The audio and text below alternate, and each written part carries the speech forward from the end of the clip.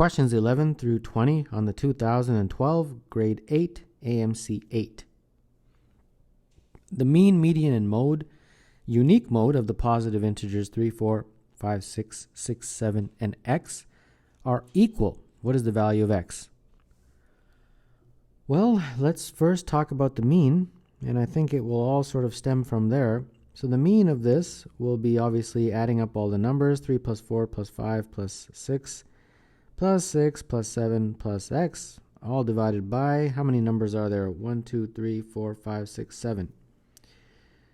So divided by that, and this is 31 plus x divided by 7. So obviously these this mean has to be an integer. That's the only way it could match one of those numbers to be equal to, say, the mode or the median.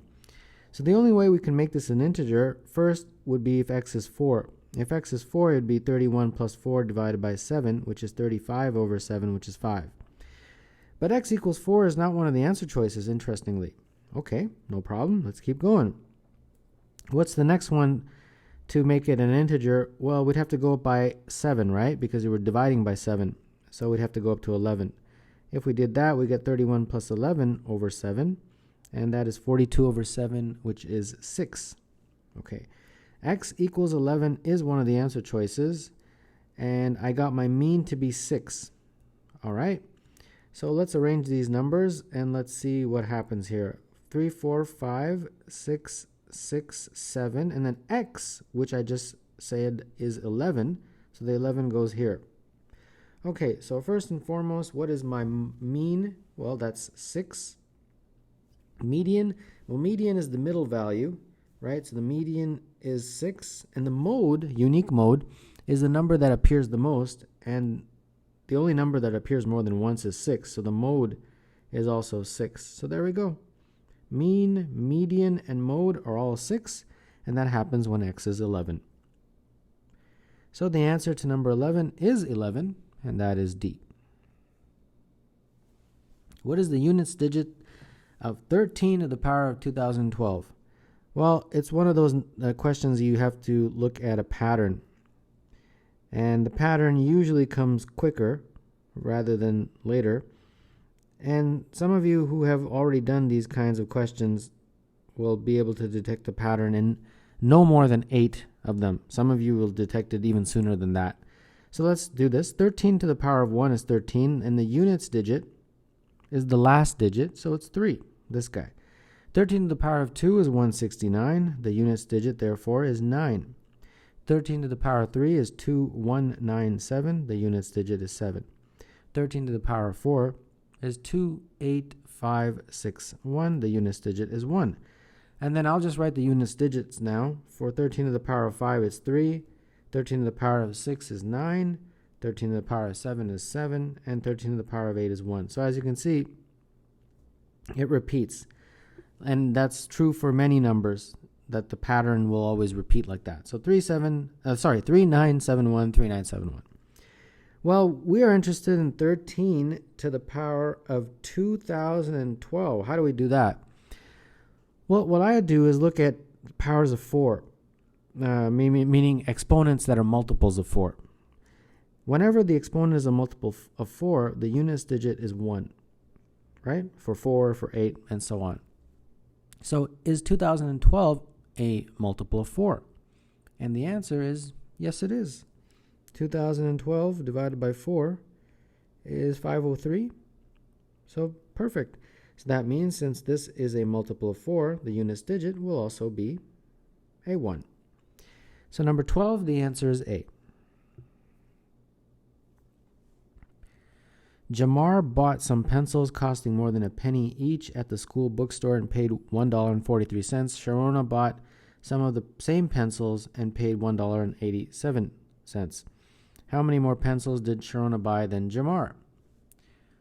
All right, well, the cost of the pencils is greater than $1, and we'll say that Jamar bought, say, N pencils, so, or we'll just say use J for Jamar. I think that's easier. J pencils that Jamar bought and paid P in terms of each pencil, and that is $1.43. Just turn it to cents because I'm pretty sure the pencil costs a certain number of cents.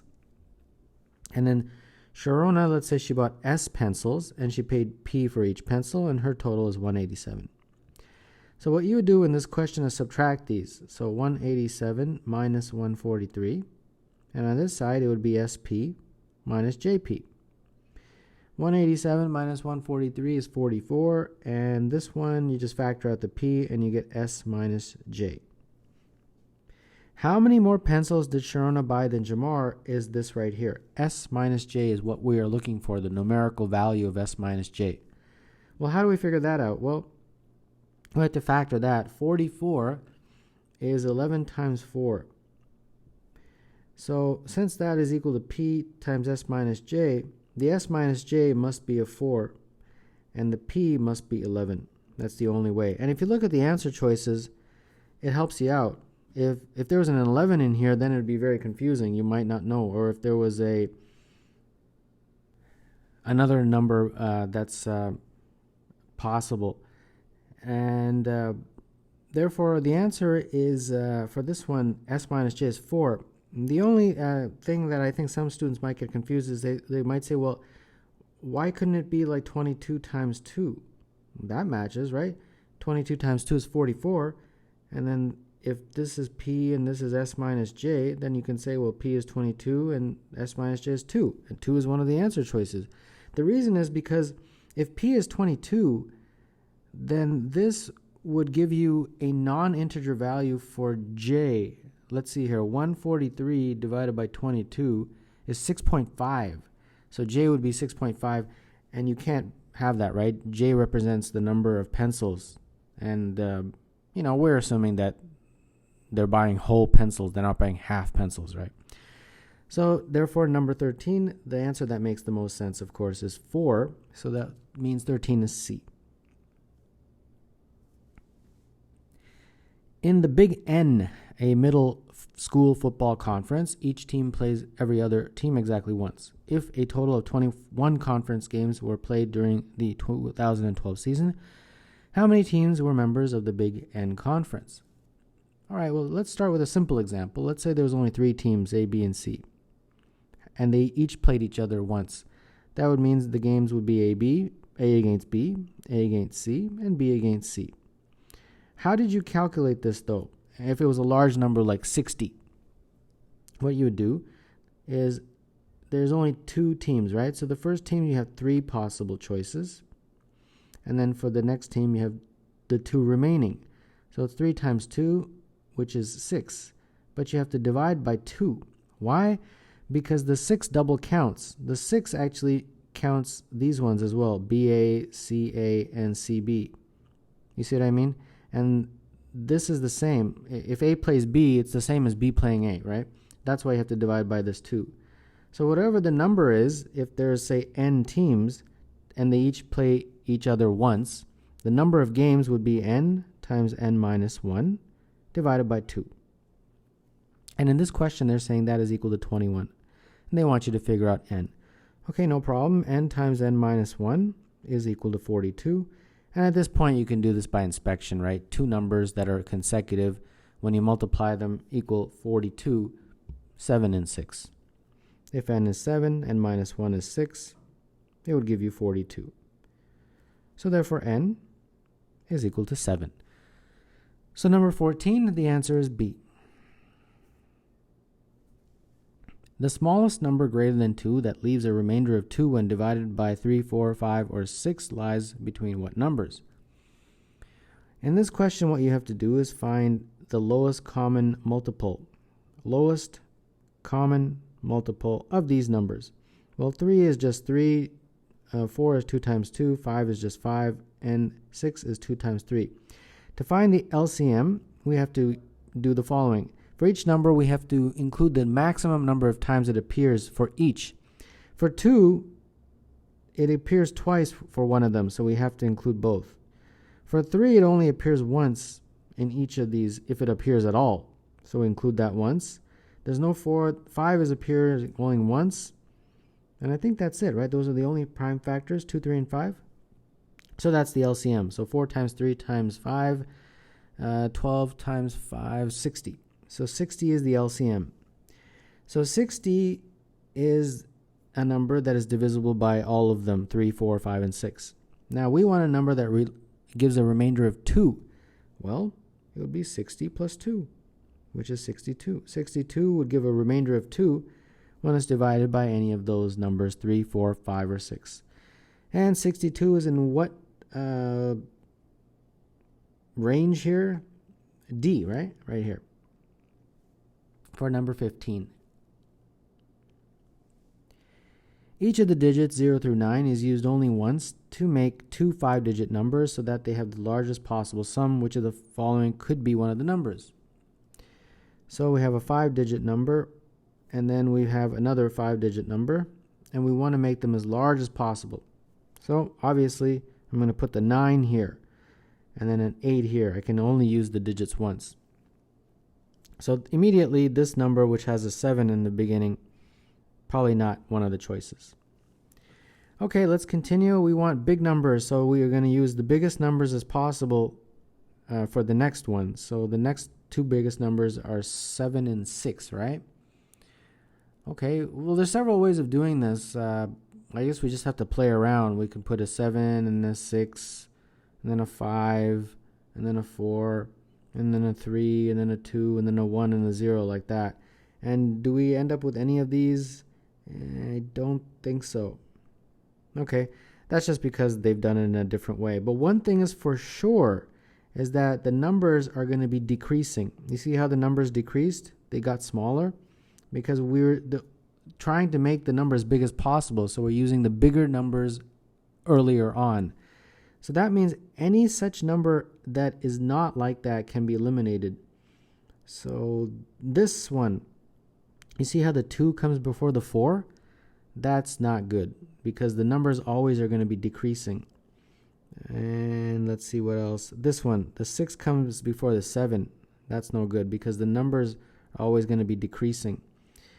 And this one, the 0 comes before the 3.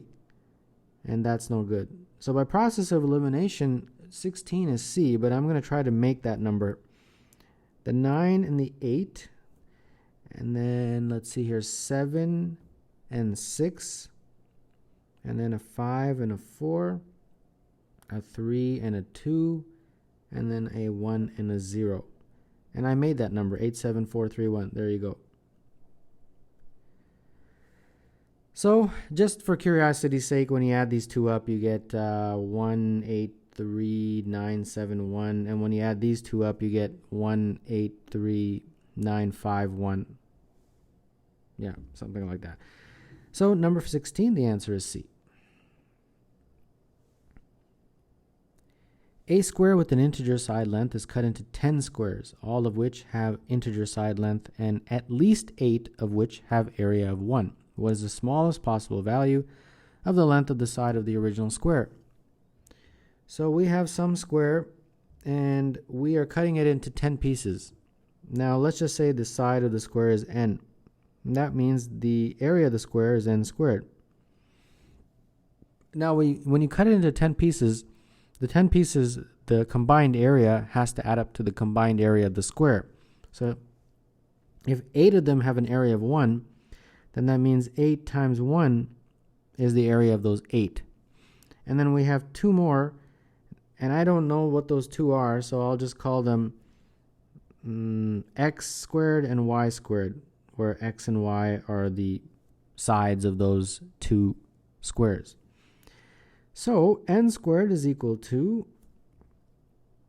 8 plus x squared plus y squared. Now, n squared is a perfect square, obviously. So we have to make this side a perfect square. So perfect square is greater than 8 or 9, 16. Can this be 9? I don't think so because it says that at least 8 of them have an area that has 1. And the smallest area we can have is 1 because the integers are the side lengths, right? You can't have like half or something like that. So the smallest this can be is 1 and 1, and therefore the smallest n squared could be is 10. And there's no way of making it 9. But 10 is not a perfect square. So the only way this can work is if this total becomes 16. And if that's the case, then we're going to have 8 plus x squared plus y squared. And then these two have to equal 8 in order for that to be 16. And that means that each of these is most likely a 2. 2 squared plus 2 squared, like that. So that would be 8 plus 4 plus 4, and that would work. Because that would make it n squared is 16, and therefore n is equal to 4. So a little bit of trial and error there. So number 17, the answer is B. What is the smallest positive integer that is neither prime nor square and that has no prime factor less than 50? So of these answer choices, they're pretty big. We have to understand that the correct one, if you were to break it up into prime factors, the prime factors are not less than 50. They're going to be greater than 50. Okay, so let's talk about what are prime numbers greater than 50. Well, all prime numbers are odd, right? The only exception is 2. So let's try 51. Is 51 a prime number? No, because that's divisible by 3. Okay, how about 53? Is that a prime number? And the answer is yes. 55? No, divisible by 5. 57? 57 is tempting, but I think that's divisible by 3, right? 19, I think. And then 59, that is a prime. So these are the two primes greater than 50, the smallest primes that are greater than 50. So if you multiply them, that should give you the number that they're asking for. 53 times 59 is 3127. What is the smallest positive integer that is neither prime? It's not prime because it's obviously broken up into two numbers. And not a square, right? Because if it was 53 times 53, then that would be a perfect square, and it's not a square. So that's why they put that in there, and has no prime factor less than 50, right? So 3127 matches the criteria of the question. So number 18, the answer is A. In a jar of red, green, and blue marbles, all but 6 are red marbles, all but 8 are green, and all but 4 are blue. How many marbles are there in the jar? So we have red, green, and blue. Now they tell me all but 6 are red marbles. Okay, that basically means that G plus B is equal to 6. So the wording is a little tricky. Not extremely tricky, but just a little. Then all but 8 are green. So that means R plus B is equal to 8. And then all but 4 are blue. And the last part tells us that R plus G is equal to 4. All but 4 are blue. So the others are equal to 4.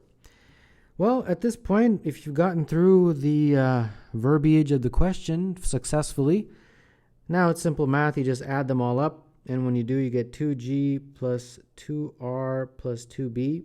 And that is equal to 18, right? And then divide through by 2, and you get G plus R plus B is equal to 9. So there's 9 marbles in the jar. So number 19, the answer is C.